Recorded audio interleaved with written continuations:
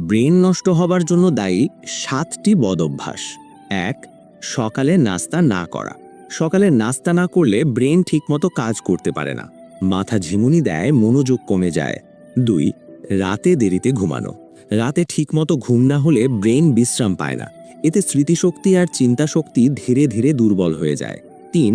সকালে খুব বেশি ঘুমানো। অতিরিক্ত ঘুমও ভালো না, এতে শরীর অলস হয়ে যায়, মাথাও ঠিকমতো কাজ করে না। ৪. ইচ্ছা করে প্রস্রাব আটকে রাখা। এই অভ্যাস শরীরের পাশাপাশি মাথার উপরও চাপ ফেলে, এটা খুবই ক্ষতিকর। ৫. বেশি মিষ্টি জাতীয় খাবার খাওয়া। অতিরিক্ত মিষ্টি ব্রেনকে ধীরে করে দেয়, মনোযোগ কমে, চিন্তা ভারী লাগে। ৬. খাবার সময় মোবাইল বা টিভি দেখা।